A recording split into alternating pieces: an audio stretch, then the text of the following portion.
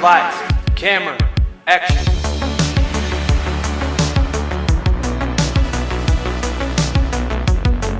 Hello, everyone. Welcome back to Married to Movies. I am Emily. And I am Jon. Today, we're excited to talk about another Christopher Nolan movie. One of, I think, both of our favorite directors by far. Yes, I think if we had to pick a single director as our favorite, it would probably be Christopher Nolan. Yes. I would say it would either be a toss-up between him and Jon Favreau. Yeah, I would agree with that. So anyways, the movie we're going to be covering is Memento, which Jon and I both had never seen before we started preparing for this podcast. Yes. So we are structuring this episode a little bit differently because we do have a guest that will come on later. Yes. So, spoiler alert, you already saw it in the title. Jorden Bewley is going to be back in the studio. We love Jorden. We're super excited to have him here. And typically when we have a guest on the podcast, we would record our parts before the guest comes into the studio, then we would record with them, and so on and so forth. That did not happen this time, which is okay. We're doing a lot of stuff very different this season. So for Emily and I's parts, where we would normally talk about our favorite scenes and our ratings and all that stuff, we're going to minimize a lot of the stuff we do because our time with Jorden was so good. Yes. Maybe one of the best episodes we've ever recorded. Potentially. I mean, you be the judge. Let us know. But we had a lot of fun recording with Jorden. And we discussed a lot of how we feel about the movie and things of that nature with him. So we don't really want to retread the same ground. So we're still going to provide production details, fun facts, all that stuff. We will give it a rating, but we're not going to dive actually probably at all into our favorite scenes just because our discussion with Jorden was so good. So with that, Em, do you want to lead us off? I do. So Memento was released before I was even 1 year old. It was on March 16th of 2001. Wow. It is directed by Christopher Nolan. It is starring Guy Pearce, Joe Pantoliano, Carrie-Anne Moss. I'm probably going to butcher this name. Georgia, I think, is how you say it, but it's like spelled Georja. I think it's Georgia, right? I don't know. Anyways, Georgia Fox, Stephen, and I'll probably butcher this one too, Tobolowsky, Mark Boone Jr., Harriet Sansom Harris, and I believe that's it. So when I was researching, I found that, and you might touch on this later, I don't know for sure, but Christopher Nolan really struggled with finding a distributor for this film. And so I don't know exactly if it was just because he struggled so much, he just got like a bunch of smaller distributors to go in together on it. But there were a lot of distributors listed for this movie. Really? Yes. So what I found was it was distributed by Pathé, Lionsgate Canada, Summit Entertainment, Bonton Film, I don't know what, yeah, I think that's how you say it, Newmarket Films, and Kinewelt, Hungary. Okay. So that is what I found. There were just like a bunch of smaller ones that I had never heard of that went together. So this movie had a runtime of 1 hour and 56 minutes. It is rated R, and the budget was $9 million, but the box office total was $40 million. Really? Yes. Interesting, because I found a different number for the budget. Okay, well, I will say I found some that said 5 to 9 million and some that said 9 million. I think what I found was even less than that. Oh, really? Yes. Which I'll talk about it later, but yeah, that interesting. I mean, it's not subjective, it's hard fact. However, some of our sources, it can be hard because, they might have like one Newmarket Films, a distributor, giving them a budget of X amount of dollars. That's true. Mm-hmm. But other people could be adding to that. Mm-hmm. The one I found was specific to Newmarket Films. Okay, gotcha. Yeah, and it could also be that my information is just faulty too. That's always possible. So I also couldn't really find a ton of fun facts on this movie. I don't know if it was just because it's older, but I did find a few, but it's just not going to be as long of a list as normal. And this movie also isn't a blockbuster movie. Right. This is when Chris Nolan was still making a name for himself. And this movie helped him do that tremendously. Right. This is kind of almost a staple in terms of Chris Nolan films with the whole, it's a very brainy film. Like, if that makes sense, like, you really have to think about this movie when you watch it. It's very engaging. So this is very much that. And this was before Chris Nolan was Chris Nolan. So that truly doesn't surprise me that much. Yeah. Well, I'll go ahead and dive in, but just know that I only have a couple. So first, I have some casting details. So originally, Brad Pitt was actually considered for the role of Leonard, but scheduling conflicts ended up preventing him from taking the part, which it said that he had already accepted it, and he was really excited about it when he read the script, but then it just ended up not working out. Which, I mean, I'm not I think he would have done an amazing job. Obviously, he's Brad Pitt, but I do really like Guy Pearce as Leonard too. Yeah, and I will say, I guess, to be fair, I haven't seen Guy Pearce in that many movies, but I would never say oh man, I'm a big Guy Pearce fan. Right. But he did a very good job in this film. I very much enjoyed him as Leonard. And I think Brad Pitt would have done a phenomenal job. I love pretty much every Brad Pitt film that I've seen. So I know he would have done great, but I did see that same thing, that he was really interested and scheduling didn't allow for it. And I saw that Chris Nolan had said after Brad Pitt had to unfortunately walk away, they kind of reevaluated their stance on the film, that they were like, okay, let's go with someone that's less known or maybe an unknown, right, and free up our budget because it's pretty small. Yeah. Well, I do have a few other actors that were considered for the role in addition to Guy Pearce. Charlie Sheen was one of them, as well as Alec Baldwin, Thomas Jane, and Aaron, how do you say his last name? The one that plays Harvey Dent and Aaron Eckhart. Eckhart. Okay. Yes. Which Aaron would have done a very good job in this as well. I think probably any actor would have, just because they're being directed by Chris Nolan, and he's very, very good at directing actors. If you ever are interested in hearing an actor talk about Chris Nolan's directing style, Gary Oldman, who played Commissioner Gordon in the Dark Knight trilogy, he does an interview where he talks about Chris's directing style, and it's very interesting.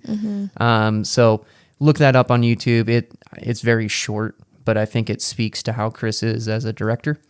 But anyways, I think anybody would have done a very good job, but Aaron Eckhart jumps out to me in that list as somebody who I could see in this role doing a good job. Yeah, I think so too. My next fact, I think that Jorden touched on too, so I'll only say part of it.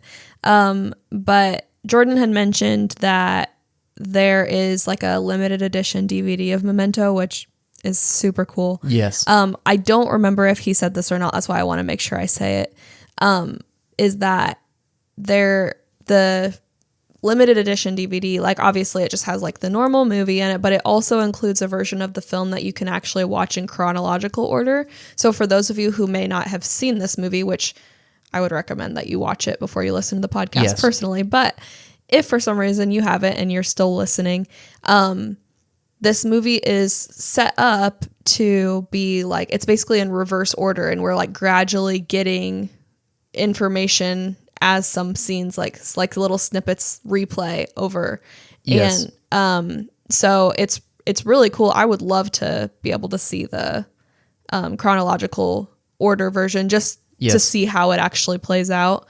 But in order to access that version, there's a puzzle that you have to solve, which I thought was really cool too. Yeah, that's super cool. I think that also is very Chris Nolan.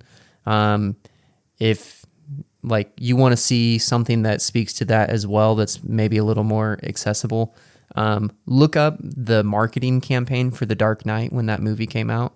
That is very much in the same vein as this. They were doing real world marketing. Like at one of the San Diego Comic Cons, they literally had like a band of Joker thugs abduct like a Comic Con person, like an attendee, and take them, and that person got exclusive access to some of the stuff for the film, and then he was enabled to distribute like a website that was like a cryptic thing that you had to solve puzzles to get more information about the film, and like they did all sorts of guerrilla marketing that was real world and all that type of stuff, which I feel like is just the progression of this, which is, again, just that's Chris Nolan. That's how he is.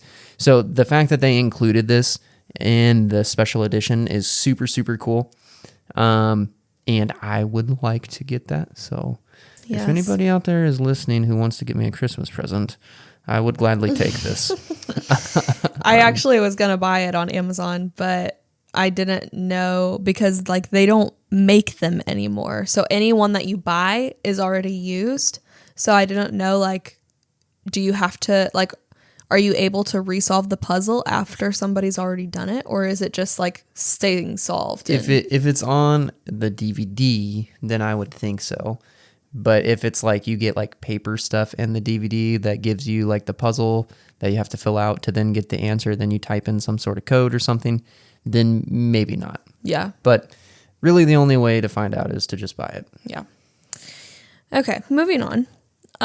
During the scene where Teddy and Leonard confront each other, Christopher Nolan thought that Joe Pantoliano, who plays Teddy, that his delivery of a certain line wasn't quite right, and the actor who plays Teddy was not available to re-record that line. So Christopher Nolan did his best impression of the actor and just looped the line in himself. So you can hear Christopher Nolan's voice in this movie at some point. Really? Yep. And it doesn't say when that was? It didn't. It just says the scene where Teddy and Leonard confront each other. So, I mean, I feel like, I don't know if that's like when, like toward the end when, I don't want to spoil anything. For people who haven't. I would guess that that's probably where it is. Yeah. That's very interesting. Isn't it? I thought it was cool. Super interesting. We'll have to rewatch and see if we can hear where it changes. And then my last fact is not so much about the movie itself, but neuroscientists love this movie. Memento had a lot of really good reviews from the scientific community over its realistic depiction of just like memory loss disorders in general. That's cool. And so representatives from the National Institute of Mental Health said that this movie was, quote, close to a perfect exploration of the neurobiology of memory. And then a renowned neuroscientist, his name is Christoph Koch, he called it the most accurate portrayal of the different memory systems in the popular media.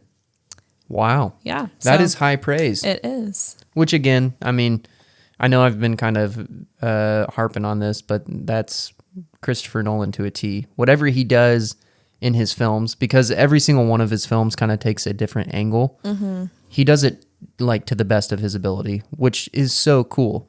But he always receives high praise from experts in the field. You could go back and reference our Interstellar episode, right? Where, you know, astrophysicists were praising him for his depiction of a black hole and, you know, things of that nature. So anyways, I won't continue praising Chris Nolan for his authenticity. Yes. Well, that is all the fun facts that I had. So Perfect. You're up. Okay, cool. Well, production facts that I have start with actually the development phase. So development on Memento began back in 1996, and you said this was released in 2000? 2001. 2001. Okay. So back in 96, so 5 years prior, Chris Nolan took a cross-country road trip from Chicago to LA with his brother Jonathan Nolan. because Chris was moving his home to the West Coast, so he was living in Chicago, moving out to LA. On the drive, Jonathan pitched the story for the film to Chris, who quickly fell in love with the idea. After the trip was complete, Jonathan left for Washington, D.C. to finish college at Georgetown University, where he would meet his screenplay professor, John Galvin, which really isn't an important detail, except that John Galvin, his name would later be referenced by the mysterious killer, John G. So they kind of worked that into the script just to reference Jonathan Nolan's real-world screenplay professor. While Jonathan was at Georgetown, Chris would repeatedly ask Jonathan to send him a first draft for the film, and he eventually did after a few months. A couple months later, Chris got the idea that they could tell this story backwards. So after that, Chris quickly began work on a screenplay. In 97, so we've had a full year of work on this film transpire. Chris Nolan approached his girlfriend, who is now his wife, Emma Thompson, who is a huge film producer. I think I read somewhere, is she a producer on all of his films? Yes. Okay, that's what I thought. Yeah, she's a producer That's for every awesome. one of his films. Husband-wife duo, power couple in We the should film do that. industry. Can We you should. direct? I'll produce. Yes, absolutely. And Jordan can direct and I'll write. You're right. And you will produce. Okay, sounds Yes. good. All right, Jordan, here we go. Yes, let's make it happen. Remember us when you get famous. Anyways, where was I? Sorry.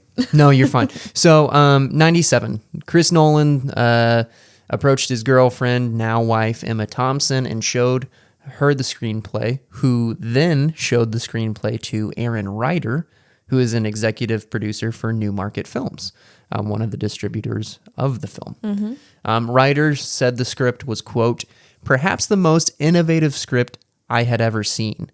Soon after seeing the script, the film was optioned by Newmarket Films and given a budget of $4.5 million.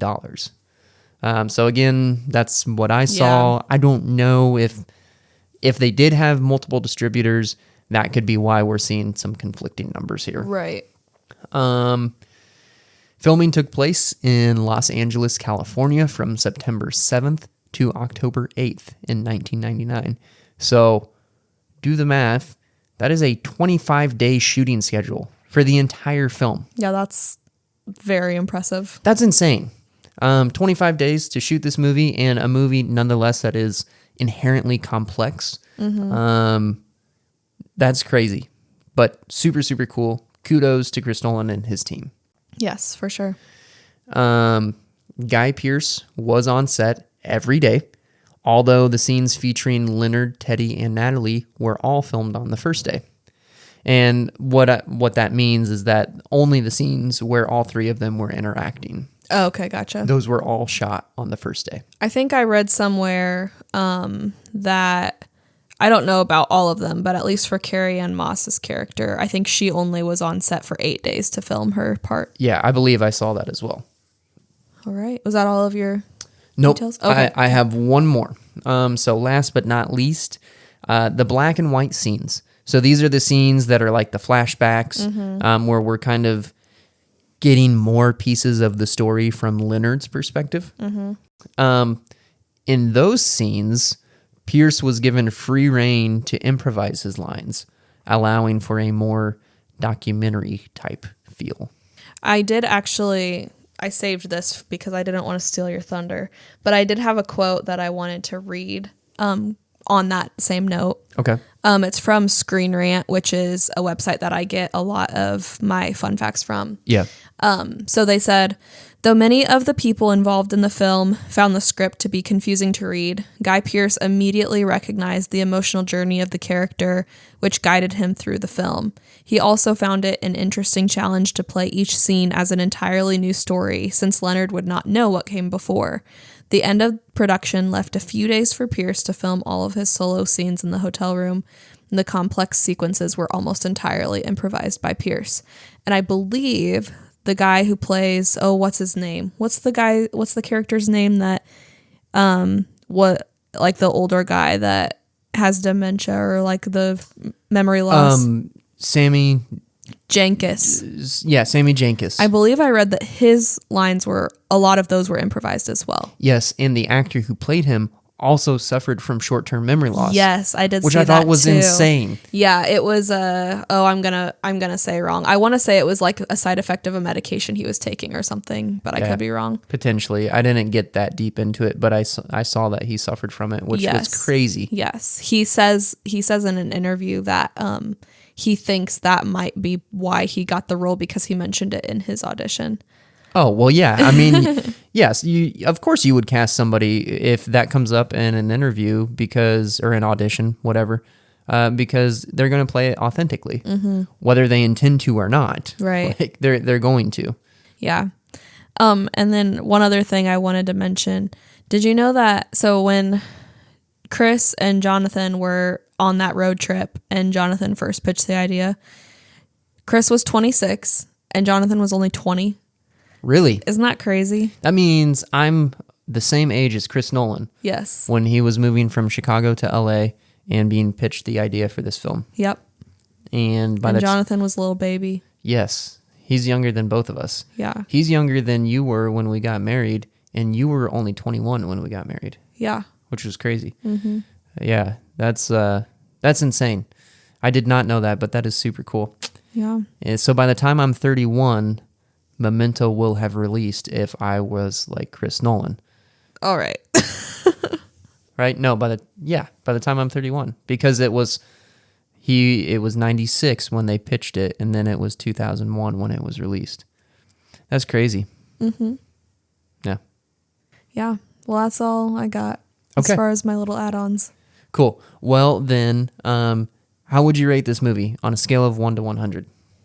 Gosh, I don't know. I want to say maybe 93 or 94. Really? That seems kind of low. Really? I'm scoring it a 96. Okay. But I mean, to each his own, obviously. But I thought this was a very good movie. Yeah, I did too. I thought I was being generous, but maybe not.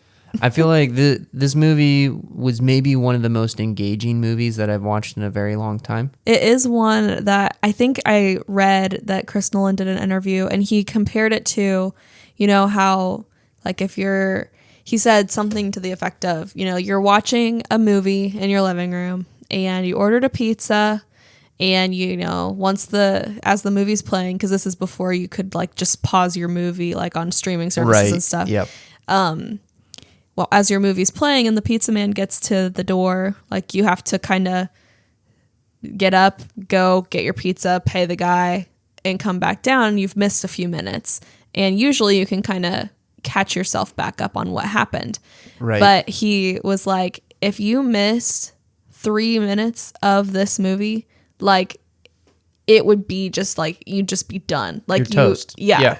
So I thought that was a really good comparison because it is one that you just have to pay close attention to. Right. And I do love those movies. That's why I love Christopher Nolan movies, because I love the movies that make you really think and you have to be engaged with. Right. Well, and especially in the world we live in today, because, 25 years ago, or I guess in the instance of right now, when this movie was released 23 years ago, from then to now, the world has drastically changed in terms of entertainment consumption. So for you and me, like we grew up in all of those changes. So we know what it was like and we know what it's like now. Right. But we were also young when it was very different. So when you think about the whole idea of like today's world, where you put a movie on and you don't even have a disc or a VHS tape or whatever it is, you just click a few buttons on your remote and the movie You've got starts. Whatever you want. Exactly. The movie starts playing on your TV. And then, you have to get up to go to the bathroom, or you get a phone call, or someone's at your door, or whatever the case is. You can stop the movie whenever you want. And then in addition to that, we are so addicted to our phones that many people that are close to us that we love, we'll watch movies with them sometimes, and They're on their phone. They're on their phones. Oh, it drives me nuts. Yeah, and you and I are not one of those people just because that's not how we are. Because obviously we love movies, hence the name Married to Movies. But that's a very, very common thing to be talking through movies or to be on TikTok while watching a movie or things of that nature. And we're not here to say that that's wrong or anything like that, but what we are saying is that entertainment looks different, and we're so, I guess, used to it, or maybe even calloused, that we don't give it our undivided attention. Or the idea of undivided attention is maybe foreign because attention spans have gotten so small. So the whole premise of a Christopher Nolan movie being insanely engaging to the point where, like, are you kidding me? We can't stop this movie. Like we're not pausing it. We're not going to the bathroom or anything like that. We don't want to miss anything. We don't want to be taken out of it. That's why these movies are fantastic. That's why this movie is fantastic. Well said. Yeah. Thank you. All right. Well, should we get into the interview with Jorden? Okay. I'm good with that. There's nothing that you want to expound on as far as your scoring? No, I don't think so. Okay. Well, then yes. Let's hurry on over to having Jorden on the podcast. And we hope you guys enjoy. You're going to love it. It was super good. It was great. All right. Enjoy. Well, Jorden Bewley, welcome back into the studio, man. Woo, woo. Let's go. Third time here. Yeah, you know what's funny? It's August of 2024. My first appearance on you guys' podcast was August of last year. So Wow. we have Crazy. come full circle. That is Yeah. awesome. It's so crazy, too, because last year, like, we were fresh. We were in the middle of season 1. And then, right? Yes. Yeah. Yeah, he was Yeah. here on season I gave one. The Incredibles Yes. a 99. Yeah. Yes. Yes. Yeah, I'm Wow. going to change that.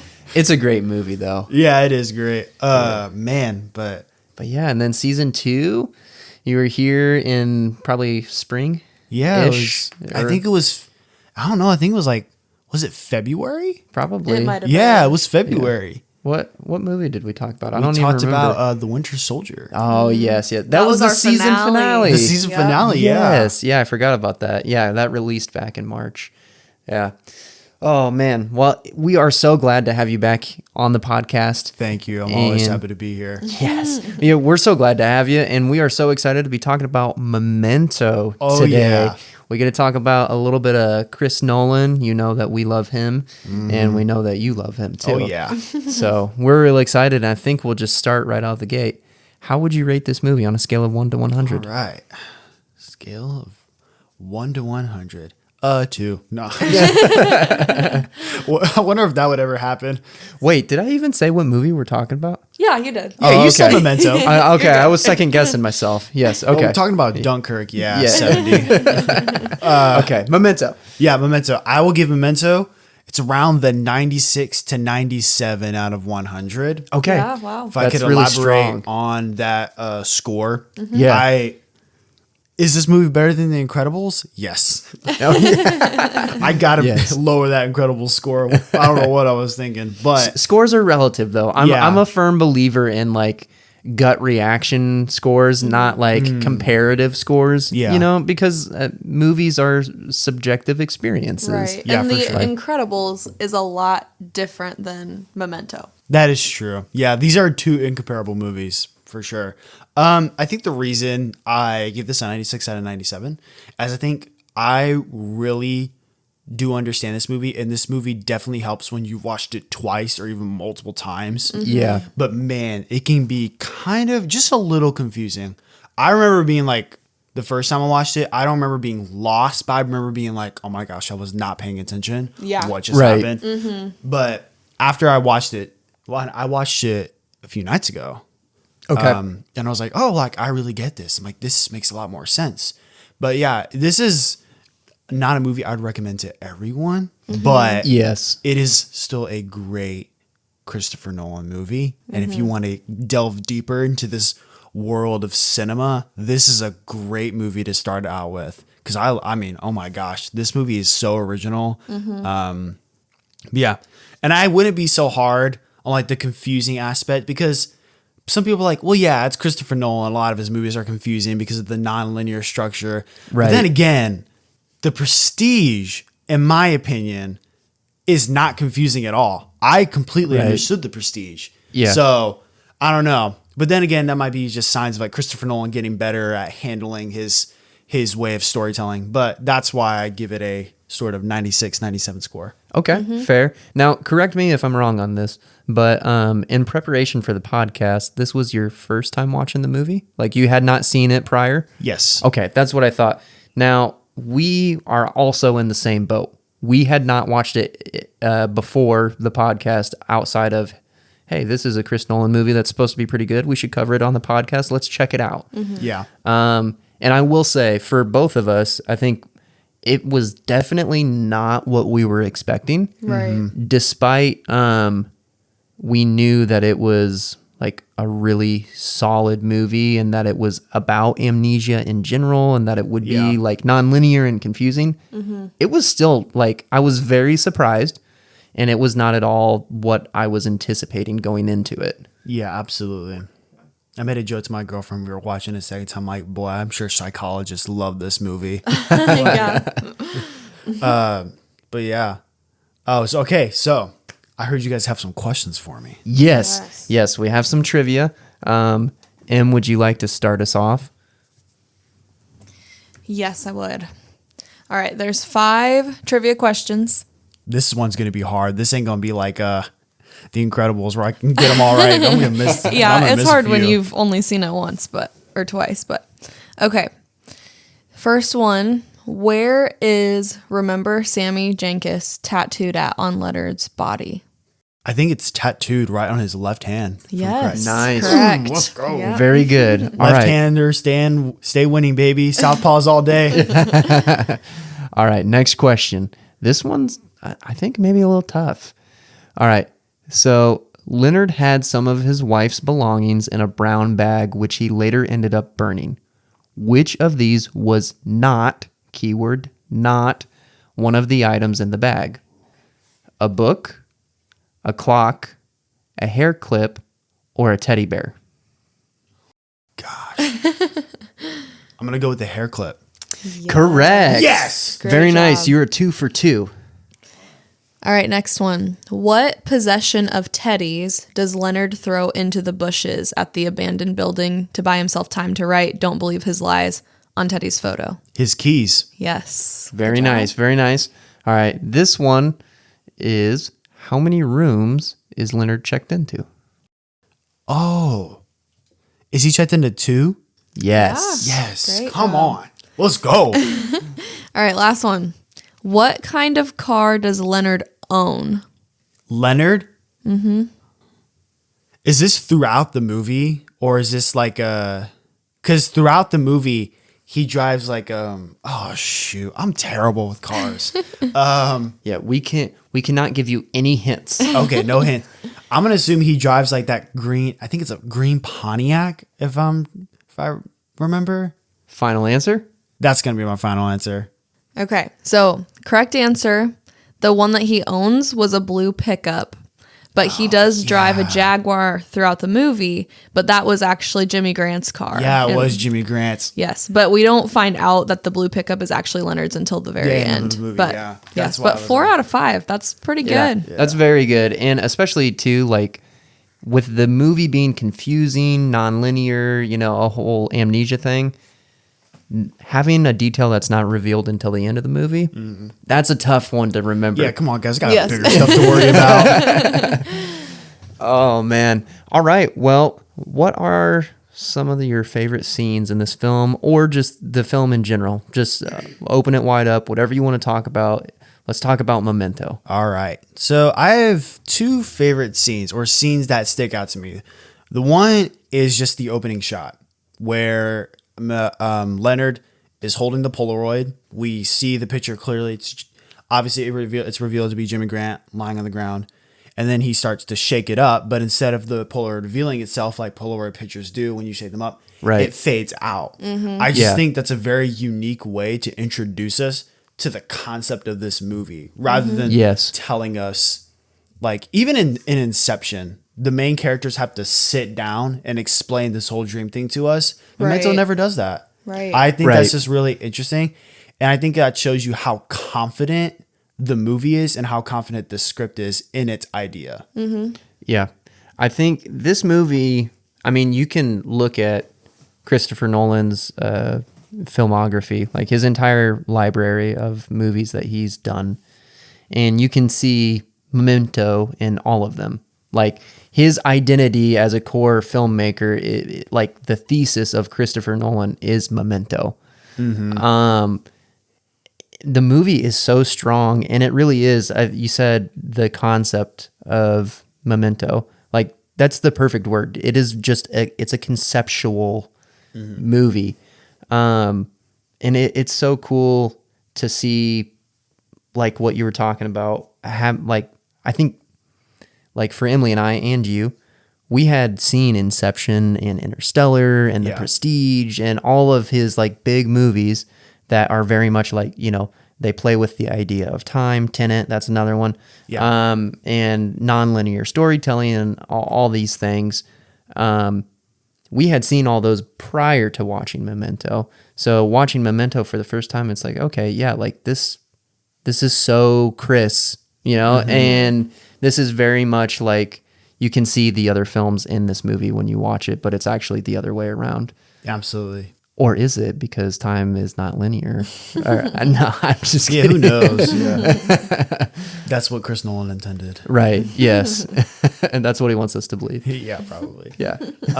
I do have some fun facts that I Yeah, found. You great. might have already covered these though, but if you guys have covered them and I say them, you can just tell me to shut up. Well, spoiler alert for our audience. We actually have not, at the time of this recording, we have not recorded our section yet. So Yes. these will be First new time to we've ever us. done that. Yeah, we've never done this no. before. Oh no. Okay. Well, you guys can't say these then. So, okay. So this film premiered at the Venice Film Festival on September 5th, 2000. Venice Film Festival is it's not the biggest, but it is one of the bigger film festivals in the world. Yeah. I do not know if it won any awards, but the movie did not get a theatrical release on March 16th, 2001. Okay. It was only screened at 11 to 15 theaters, but then word of mouth got out. Yo, you got to check out this movie Memento. And the box office return for this movie was $40 million. My goodness. Wow. On a $9 million budget. That's Yeah, insane. That's a great. lot of money. Yeah. Yeah. And I just really think that it shows you the strength of low budget movies and Right. what a Oh, low yeah. budget does when we live in the Hollywood world now, where it's like 100 million or nothing. Like, Right. I don't know. I just don't think movies need to be that expensive. But No, I agree. And I could not agree more with the idea that like low budget movies should always have a place in Hollywood outside of just kind of, I feel like they've almost been relegated to, in today's world, like, oh, that's a streaming movie, or like, Absolutely. or worse than that, like that's a streaming comedy. yeah, It's Oh, boy. just like the theatrical comedy has gone by the wayside. Comedies can only be on streaming services, and they're usually okay. yeah, Versus movies that were often low budget. A lot of the time were comedies, but you also had like artsy film, Yeah. quote unquote, which were very much this. It's like, hey, this is an up and coming director. They're not making Star Wars or anything like that, but we're going to throw them a bone with a $10 million budget or whatever. And often, like, directors will talk about how having that constraint forced them to do better. yeah. And that's where, in this instance, like, you get a phenomenal movie like Memento that only had a $9 million budget, and it succeeded purely off of word of mouth. Yeah.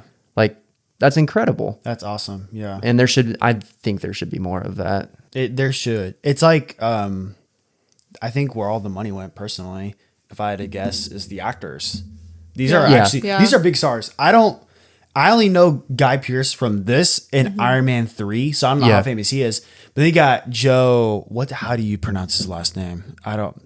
Pantoliano? Yeah. Pantoliano? I know it's Italian.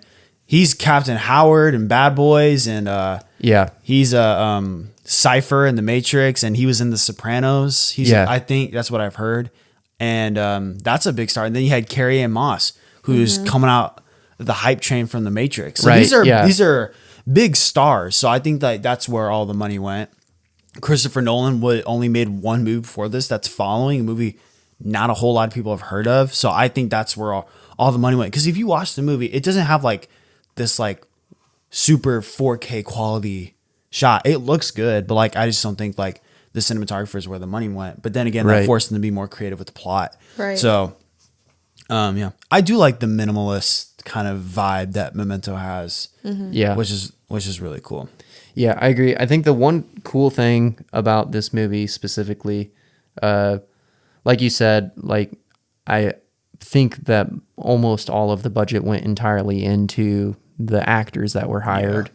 But the cinematography, they didn't have any of these like breathtaking shots in it or anything. Yeah.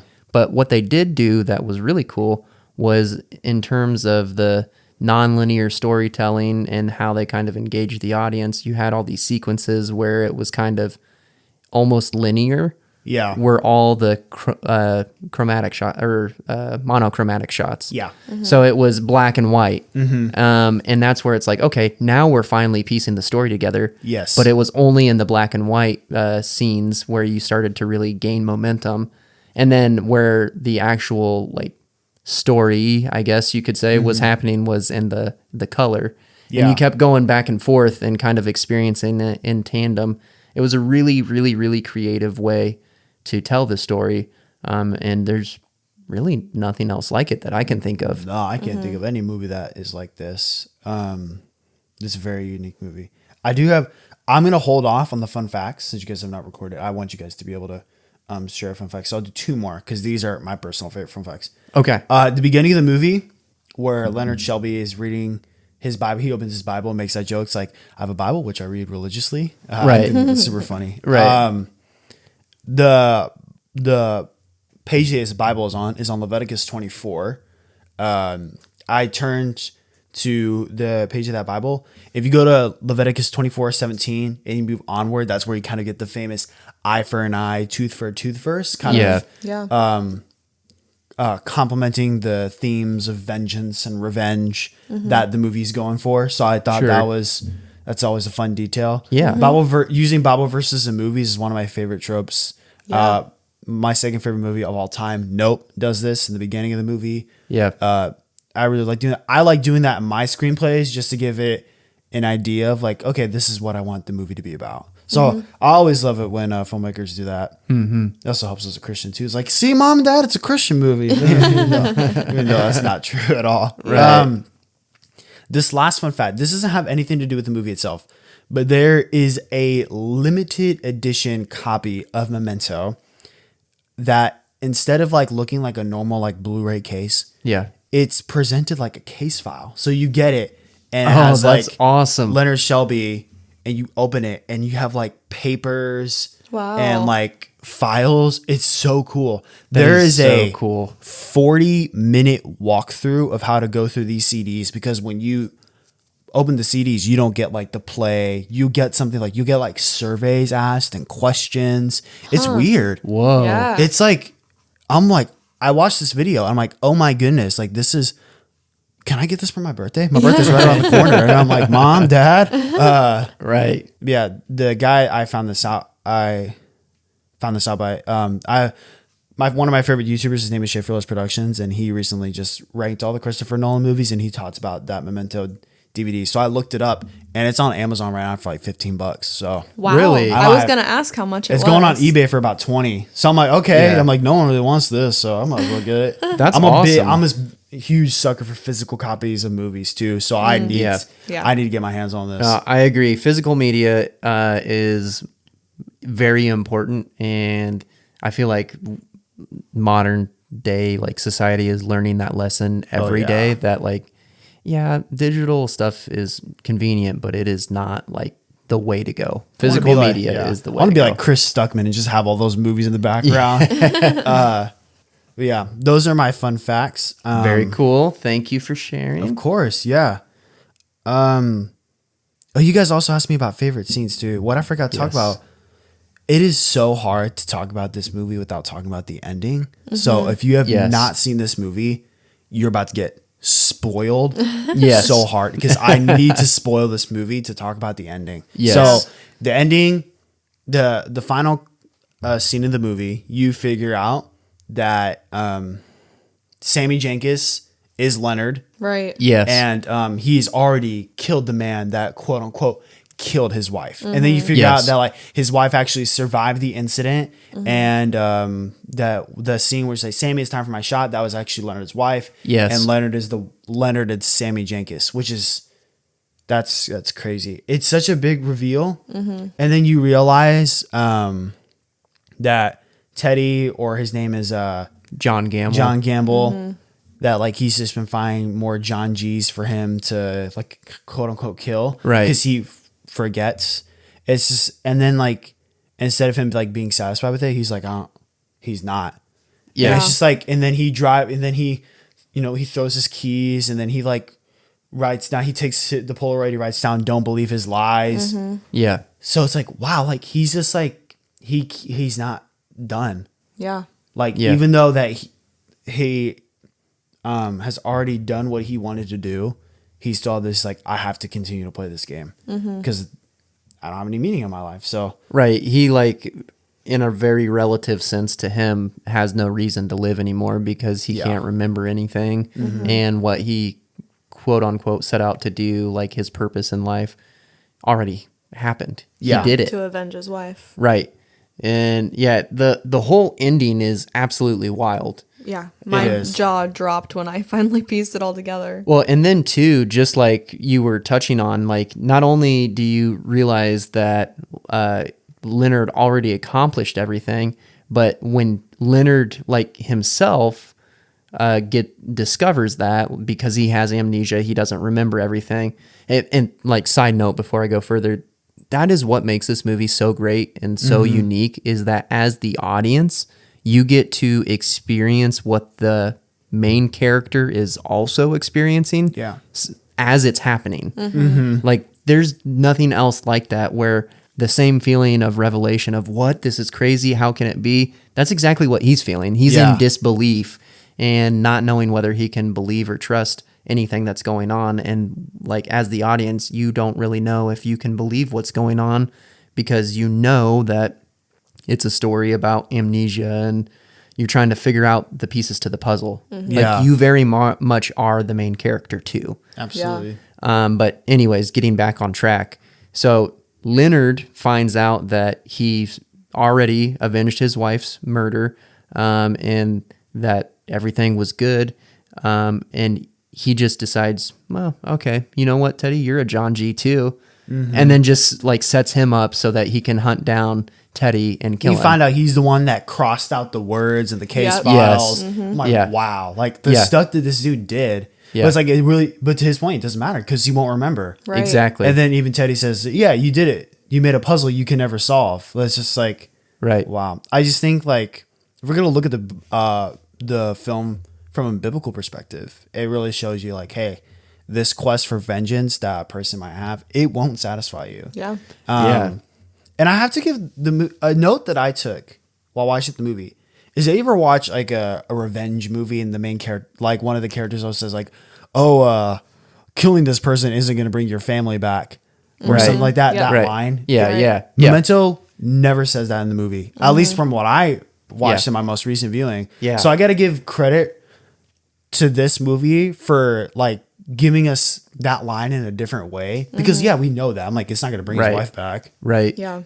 Yeah, no, that's a great point. And I really like that note too, about from a biblical perspective, that like seeking out vengeance is, it is empty.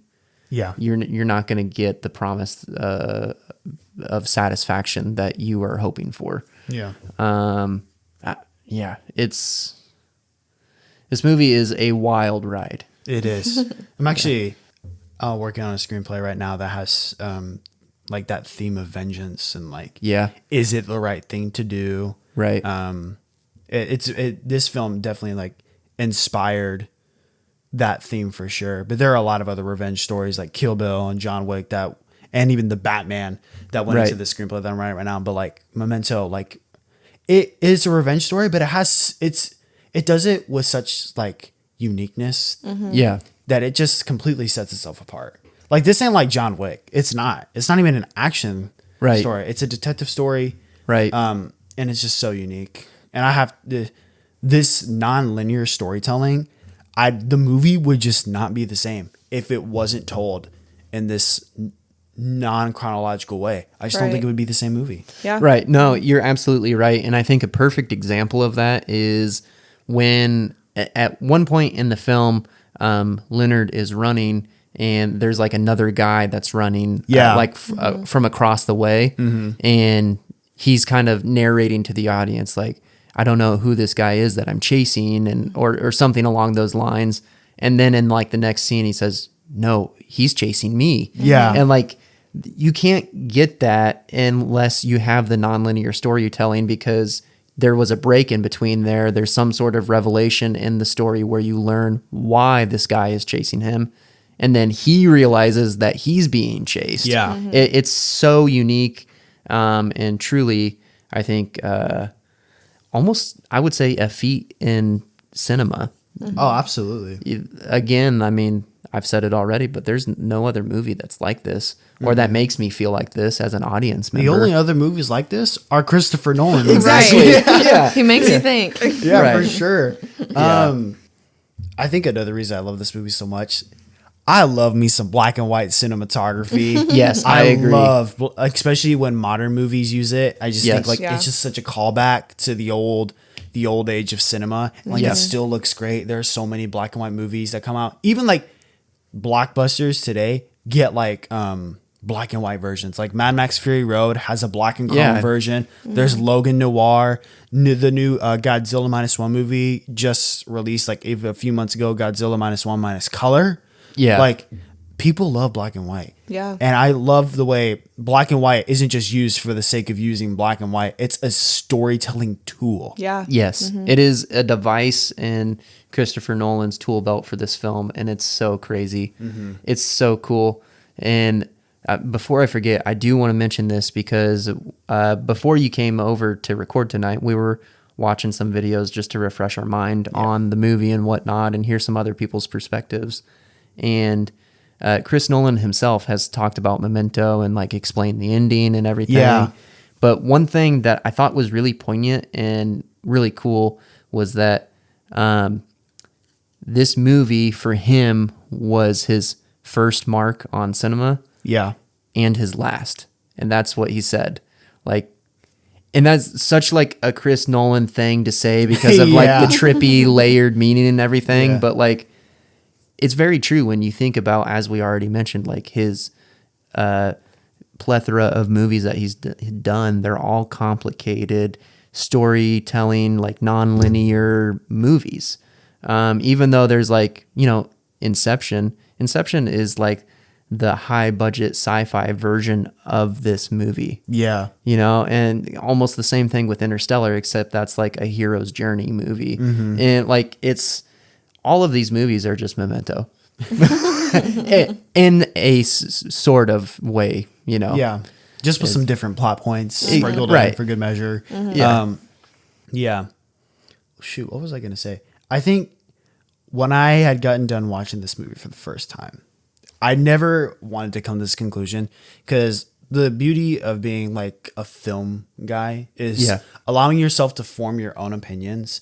I really didn't want to have that opinion of Christopher Nolan as one of my favorite filmmakers because I wanted to set myself apart. Like my favorite filmmaker is Jordan Peele, and I'm not saying that to be different. I'm saying that because like he is my favorite director because no one makes movies like he does. But the same applies to Christopher Nolan. Once I was done watching The Prestige and Memento, I'm like, he's one of my favorite filmmakers. Yeah. No one does it like he does. And those two movies are my favorite of his. And I just love the way he tells stories. I love Yes. the way he tackles his themes. And this movie kind of helped me recognize that. So thank you, Christopher Nolan. I know you're not listening to this. You know you got bigger things to work on, but I'm gonna Yeah. email this to him or something. I'll tag him or something. And He'll just, definitely be you listening. I can't just email hope him. He he- doesn't have an email address. That's true. He doesn't have like any social media either. We'll find a way. We'll make it Yeah, happen. we'll make it happen. Yeah, I'll let you guys talk. What about you? Like, what are some of your favorite scenes in the movie? Man, that's tough. That's really tough. I thought just like the whole journey for Leonard was really challenging, especially like I wouldn't say that this is one of my favorite scenes, but this is one of the scenes that stuck with me just because I didn't expect it to happen at all.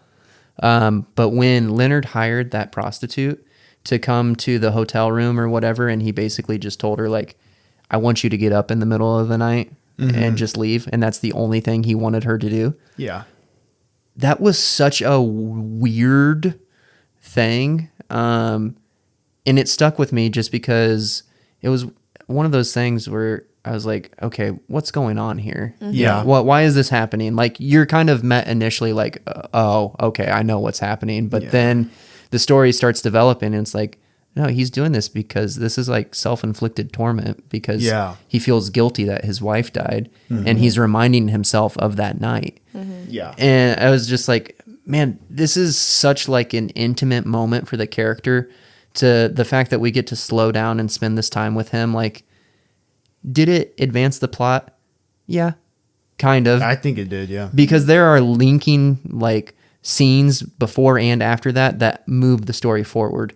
But that scene specifically, you just kind of get to spend time with Leonard, and he's like beating himself up for what happened. absolutely. Yeah. And it's just, I really appreciate the thought that went in to making the film and adding a scene like that because it was very striking.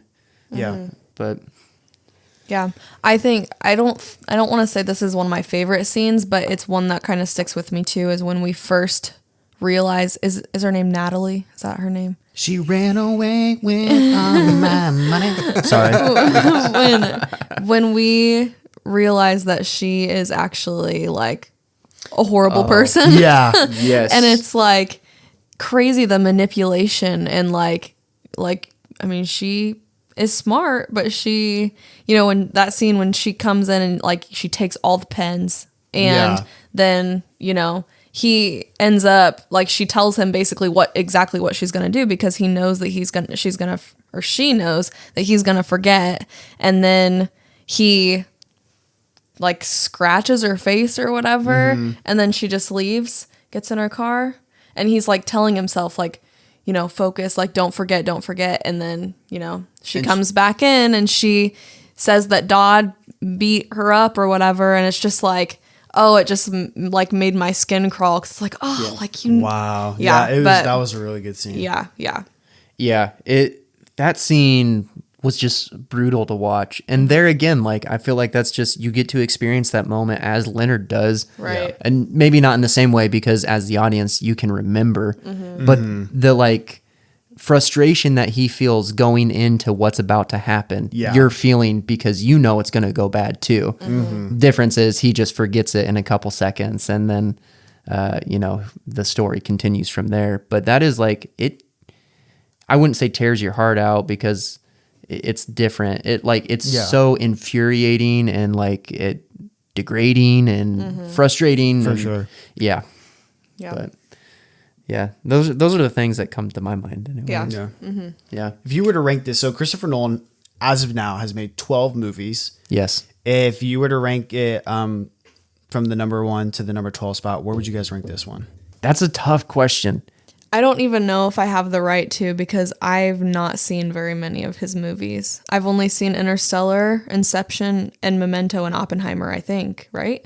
Have you seen the Dark Knight trilogy? Yes, you've seen I guess I all the have. Dark Knight Yeah. movies. It's been a long time though. Yeah, I think The Prestige is the only one you haven't seen. And Tenet, isn't that one Oh of his yes, too? you haven't seen Tenet either. Man, it's tough.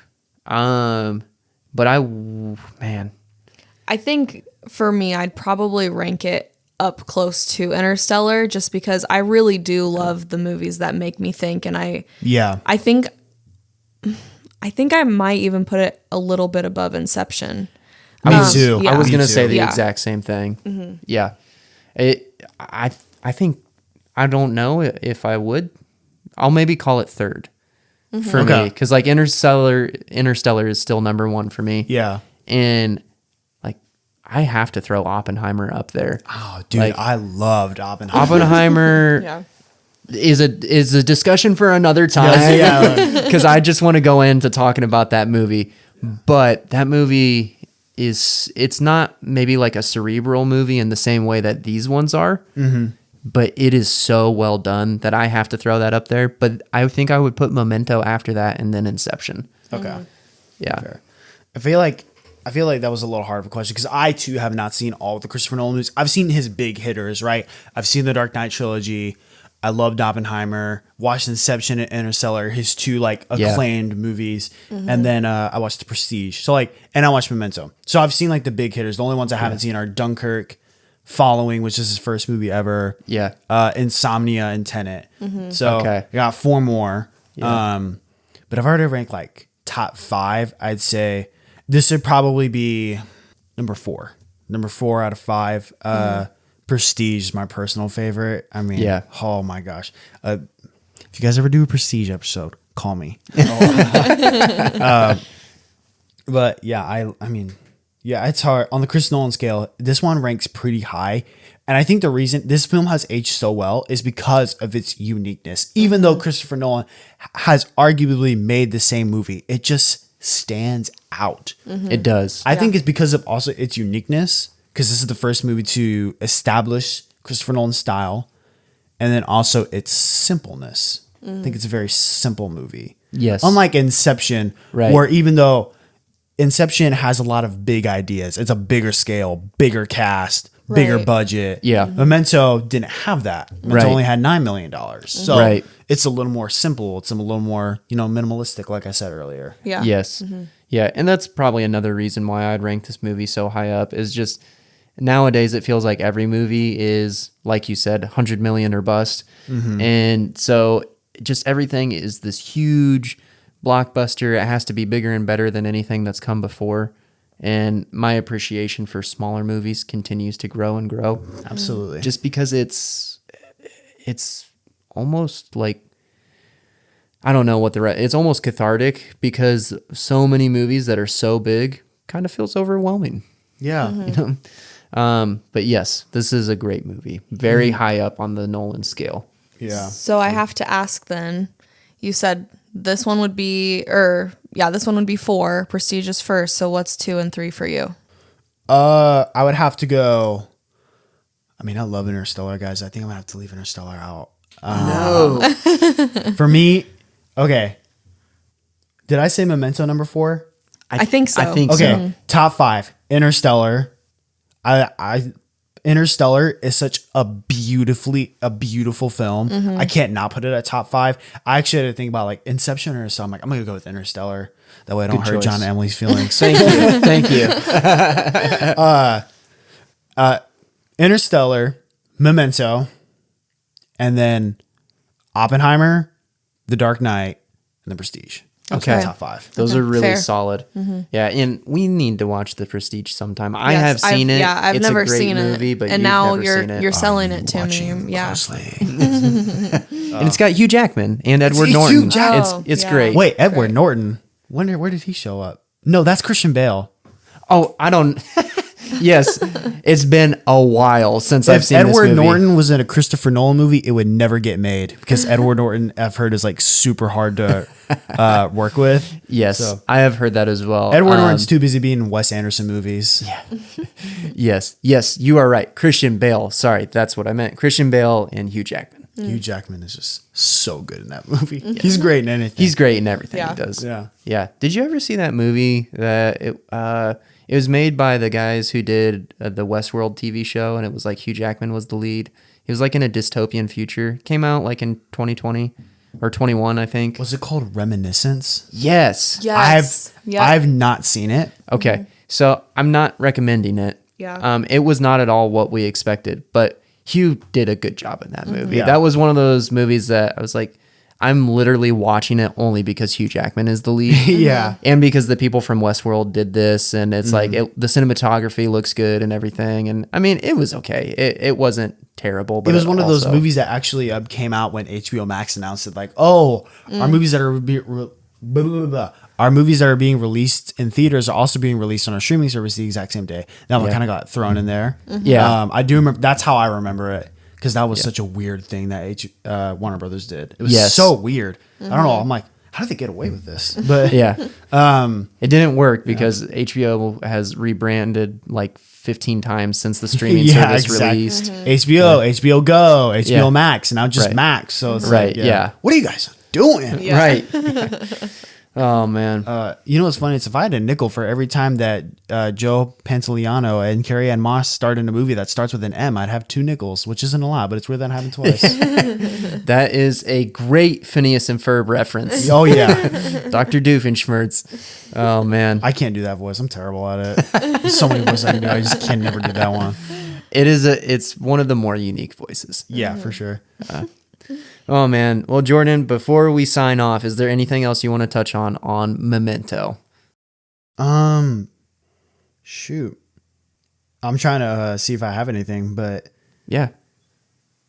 oh yes, I did forget to touch on this. Okay. The director of photography for this movie, his name is Wally Feitzer. Okay. And his other credits include the whole Dark Knight trilogy, Okay. The Prestige, and Insomnia. So I did want to say, I think we have to give props to Wally Feitzer, because the new cinematographer that Chris Nolan is known for working with is with Hoyt van Hoytema, one of the best to ever do it. Yeah. But I think for Wally Feitzer, I think we got to give some credit to him for kind of giving us that Christopher Nolan look that we associate the director with. Because you're Right. looking at these, Okay. the Dark Knight trilogy, The Prestige, this, Insomnia. I feel like even though it was early Nolan, Yeah. I feel like he's kind of responsible for giving us that look that Hoyt van Hoytema would eventually kind of evolve. Now, Yeah. Hoyt van Hoytema, he is a beast. I love Yeah. Hoyt van Hoytema. But like, I got to give props to Wally Feitzer for kind of like giving us that Christopher Nolan look. Yeah. That style. No, that's great. I'm glad. Sauce. I'm glad that you included that, because that's one of the things that seems to be rarer and rarer. Maybe I'm over dramatizing, but directors having like their look it's always unique and distinct, and Chris Nolan has his look. Oh yeah. And that's awesome to hear that. That's very cool. I've not seen Dunkirk, but I always think of I think one of the best Christopher Nolan shots is that scene with Tom Hardy just staring at his plane that's on fire. Yes. I'm like, So we have both seen Dunkirk. Emily doesn't remember Yeah, I watching it, but we did watch it with my whole family. Yeah. And I will say, I don't think that it necessarily deserves the slander that is thrown at it sometimes, but it is not on the same level at all as other Christopher it Nolan looks so movies. different from all his other movies too. It is, but that movie is shot so beautifully. Like, I mean, it's very kind of blue-gray just because Yeah. there's a lot of like England type area Yeah. like that's shot, and that's kind of a bleak area anyways. Yeah. Sorry if you're in the UK. But like just the cinematography in that film is so well done that it almost compensates for everything else.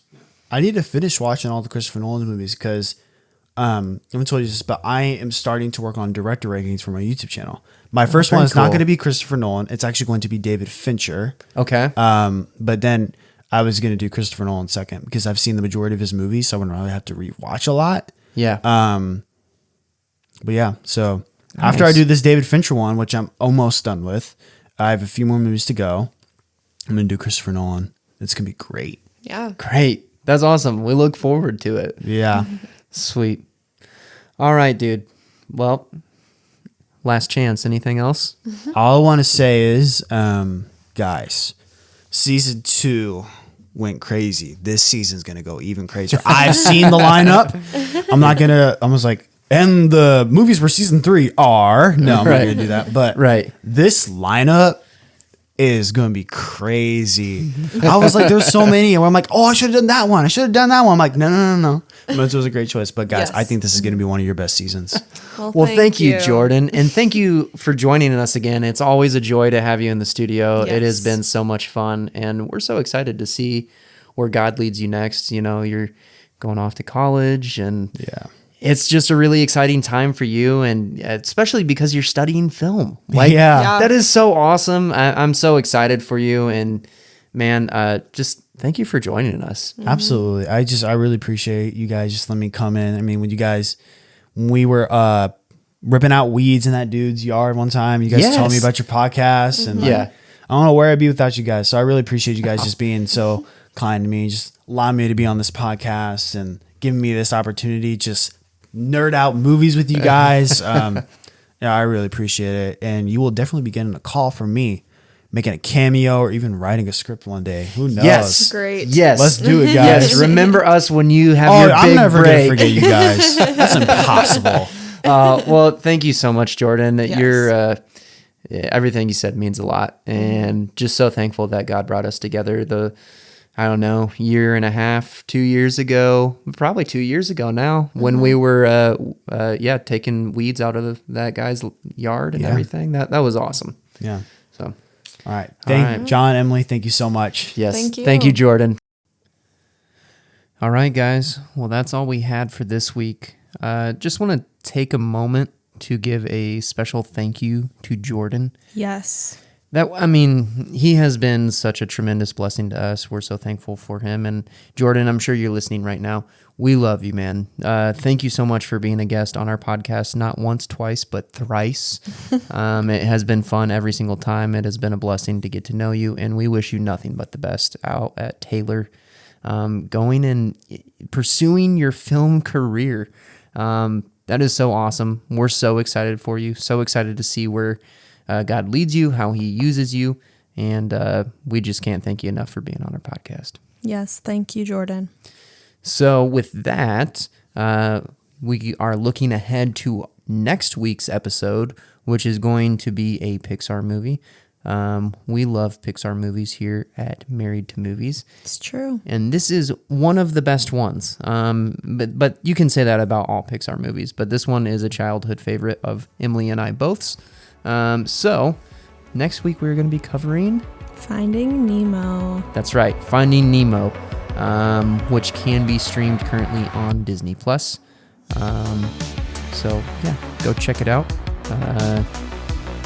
And we will see you guys back here next time. See you later. Bye.